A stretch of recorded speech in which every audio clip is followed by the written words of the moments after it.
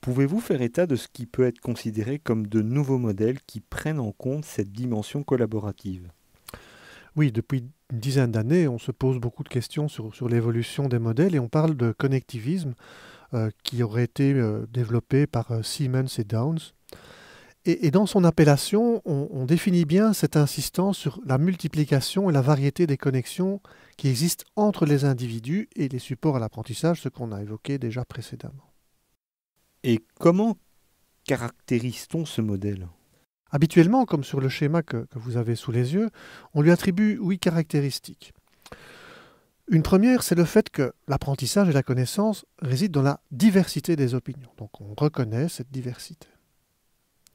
Ensuite, que l'apprentissage est un processus qui fait des liens, qui relie des nœuds spécialisés ou des sources d'informations les unes avec les autres.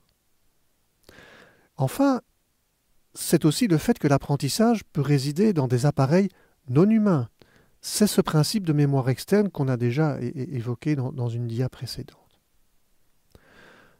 En termes d'objectifs, la capacité d'en savoir plus est plus importante que d'identifier ce que l'on sait actuellement. Donc c'est toujours pour aller plus loin.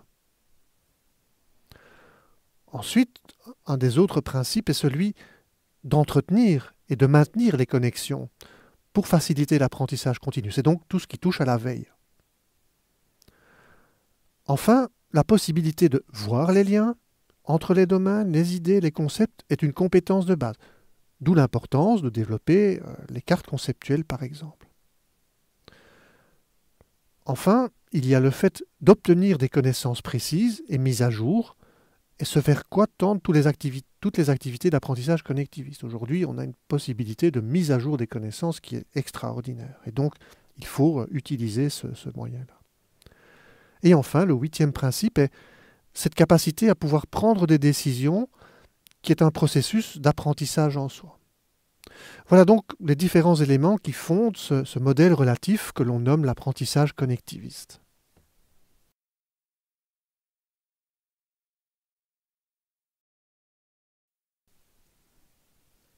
Pouvez-vous nous donner quelques exemples de ce que génèrent ces pratiques collaboratives? Au-delà des exemples que nous avons cités en introduction concernant ce que nomment certains l'économie de partage, dont les modèles sont Uber et Airbnb que vous connaissez, dans le domaine des partages des connaissances, il est impossible de ne pas citer Wikipédia, l'encyclopédie mondialement connue, ouverte et libre, qui existe en 270 langues, qui produit plus de 25 000 articles par jour, ainsi que plus de 10 millions de modifications par mois. C'est un exemple de ce que la collectivité arrive à produire et qu'aucun individu seul n'arriverait à égaler. Contrairement aux exemples comme Uber, il y a ici une volonté de produire gratuitement, de façon beaucoup plus désintéressée même, s'il y a des défauts au système.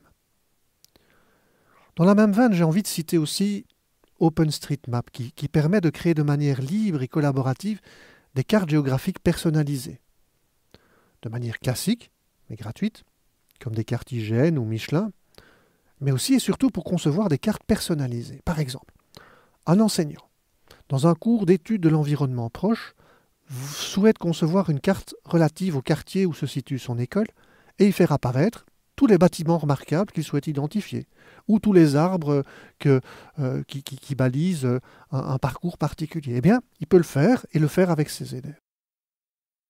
Et vous nous avez aussi parlé de joueurs en ligne qui ont apporté de vraies réponses scientifiques à des questions encore non résolues. Oui, c'est fantastique et c'est même assez incroyable. Je vais prendre comme exemple un site qui s'appelle Foldit et qui est alimenté et modéré par des scientifiques qui proposent des questions à résoudre sous la forme de jeux en ligne. Et ce qui est incroyable, c'est qu'au-delà du jeu, ou grâce au jeu, des solutions à de réelles problématiques ont pu être identifiées. Sur la dia que vous avez sous les yeux, il y a un article du Figaro qui met en avant qu'un groupe de joueurs a fait avancer la recherche pour comprendre le sida. Pour les esprits chagrins qui douteraient de la crédibilité du processus ou des résultats, ceux-ci ont fait l'objet en 2011 d'un article dans la revue Nature, mondialement reconnu au niveau scientifique. Et vous pouvez, si vous voulez accéder à cet article, cliquer sur la diapo pour accéder à ces liens.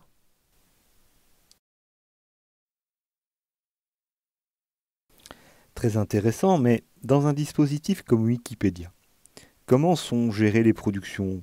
Comment est contrôlée la qualité des contenus? C'est une vraie question. Et c'est aussi dans la mécanique collaborative qu'il faut identifier les réponses. D'abord, le nombre de contributeurs a pour effet qu'il y aura toujours quelqu'un qui aura la capacité de modérer, d'ajuster les propos, de rectifier, de compléter les sources, pour être les plus proches possibles de la réalité. Notons qu'en 2005, dans la même revue Nature citée auparavant, il a été mis en évidence que si Wikipédia comprenait bien un certain nombre d'erreurs, eh bien, celles-ci étaient à peine plus nombreuses que celles identifiées dans l'encyclopédie Britannica. Et une autre étude plus fine, menée en 2011 à l'université d'Oxford, estime la fiabilité de Wikipédia assez comparable à celle accordée à d'autres encyclopédies bien connues.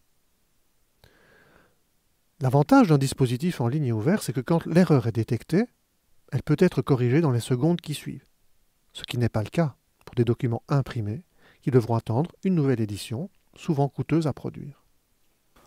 Donc, à vous entendre, tout le monde fait tout dans Wikipédia.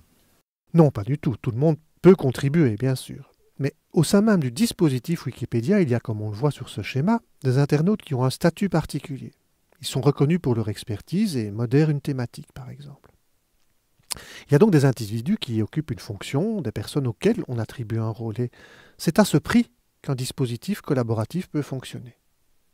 Tout le monde peut contribuer, mais chacun le fait selon sa spécialité, le temps qu'il souhaite y consacrer, son degré d'engagement variant dans le projet selon différentes variables. On en revient à cette question d'identification, de reconnaissance et d'activation des compétences de chacun, et de l'intérêt d'une forme d'hétérogénéité, pour que tout le monde n'ait pas à réaliser les mêmes tâches, mais bien plus à être complémentaires les uns par rapport aux autres. Et dans les dispositifs de formation, est-ce le même mécanisme? Bien entendu, il doit y avoir aussi une distribution des rôles dans un dispositif de formation où le groupe occupe une place. Ceux-ci doivent bien entendu être centrés sur les dimensions qui favorisent l'apprentissage. Par exemple, dans une de nos recherches, il a été attribué par l'enseignant un rôle d'organisateur à certains qui gèrent le temps et se préoccupent que tout fonctionne bien. D'autres sont plutôt des référents théoriques, des théoriciens qui cautionnent l'exactitude des propos. Un rôle de secrétaire aussi peut être pris en charge pour synthétiser les acquis ou questions des membres du groupe. En fait, c'est en quelque sorte une société en miniature dans laquelle chacun contribue à l'avancée du travail en prenant en charge une part de celui-ci.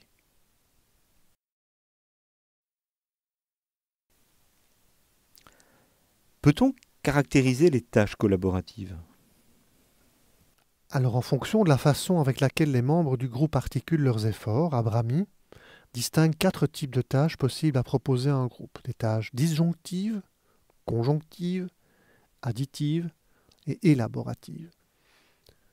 Dans les 2 premières, disjonctives et conjonctives, le travail peut dépendre d'un seul des membres du groupe, alors que dans les 2 dernières, additives et élaboratives, il reflète nécessairement celle de tous ses membres. Dans une tâche disjonctive, par exemple un problème où il faut choisir une seule solution, il suffit qu'un seul des membres du groupe puisse trouver la solution au problème pour que le groupe réussisse. La production du groupe est alors rendue possible par l'apport du membre le plus compétent. Lors d'une tâche conjonctive, par exemple une course relais, le sort de chacun dépend de celui des autres. La performance est liée au partenaire le moins compétent. Lors des tâches additives, par exemple tirées sur une corde, correspond davantage à la coopération, étant donné que le résultat correspond à une addition des réalisations de chaque individu. Dans ce cas, plus le nombre de membres est élevé, plus le produit obtenu est conséquent. Enfin, les tâches élaboratives, par exemple rédiger une synthèse commune, sont davantage des tâches qui nécessitent que les membres organisent leurs contributions, choisissent les procédures et le type de résultat escompté. Les effets positifs de l'apprentissage collaboratif sont davantage liés à des situations où les apprenants s'engagent autour de ce type de tâches.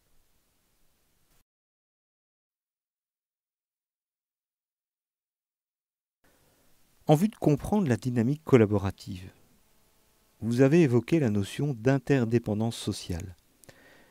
Pouvez-vous nous en dire plus à ce sujet? Effectivement, nous pouvons nous appuyer sur cette théorie de l'interdépendance sociale pour comprendre comment s'opère la dynamique collaborative, selon Johnson et Johnson. Selon ce modèle, l'interdépendance caractérise les liens entre les membres d'un groupe. Il y a tout d'abord l'interdépendance négative, qui correspond à une situation de compétition. C'est ce que vous voyez sur la gauche de la diapositive. Lorsque la situation est définie de cette manière, les individus évoluent les uns contre les autres pour réaliser un objectif dans la seule perspective que les autres ne l'atteignent pas. Les processus individuels pour l'atteinte de l'objectif sont donc négativement liés. En opposition permanente, les individus recherchent plutôt des résultats qui soient bénéfiques pour eux, mais désavantageux pour tous les autres qui évoluent dans le même environnement. L'indépendance se différencie de l'interdépendance. Elle peut bien évidemment concerner un travail individuel qui n'influence pas le travail ou la performance des autres élèves dans leur environnement. Au sein d'un groupe restreint, la logique de travail en indépendance repose sur une répartition de la tâche qui implique une division en sous-tâches entre les membres du groupe. Par rapport à ces tâches, les rôles de chacun sont explicitement définis. Chaque membre est ainsi amené à traiter une partie du contenu en vue d'une mise en commun ultérieure. On part alors davantage d'apprentissage coopératif. En ce qui concerne l'interdépendance positive, sur la droite de la diapositive, c'est la situation qui fédère les énergies positives de chacun. Lorsque la situation est structurée de cette manière, les individus travaillent tous ensemble pour réaliser un objectif commun. Ils progressent de manière à ce que leur activité soit bénéfique pour tous les membres du groupe. C'est donc la situation dans laquelle on peut estimer qu'il y a une réelle collaboration.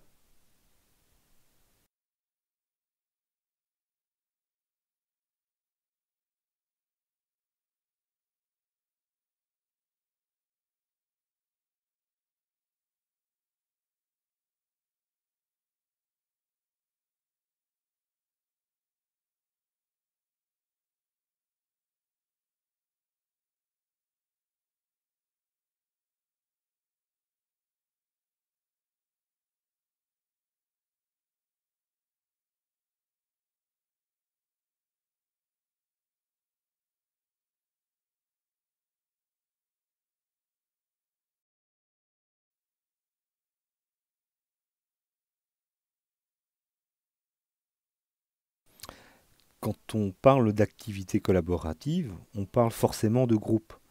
Mais comment se compose ceci? Pierre Dillembourg a mis en évidence que les effets du travail en groupe dépendent largement de certaines variables liées notamment à la constitution de groupes ou aux modalités d'interaction susceptibles de prendre place au sein de ceux-ci.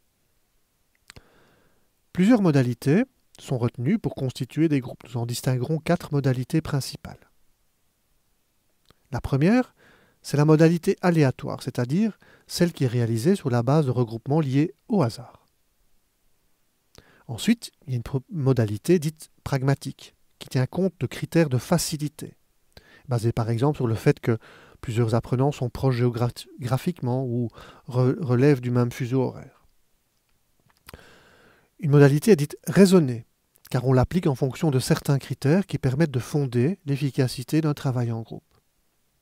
Et enfin, il y a une modalité autonome, spontanée, c'est-à-dire celle qui est gérée par les apprenants eux-mêmes sur la base de préférences qu'ils vont avoir. Vous avez évoqué la modalité raisonnée. C'est intéressant, mais pouvez-vous nous en dire plus sur la manière d'utiliser cette modalité? Le choix raisonné, il doit être réalisé en prenant en compte différents critères qui nous permettent de créer au sein du groupe une dynamique qui va être favorable à l'apprentissage. Vaut-il mieux constituer des groupes comprenant des apprenants de même niveau ou alors des groupes qui comprennent des apprenants de niveaux différents?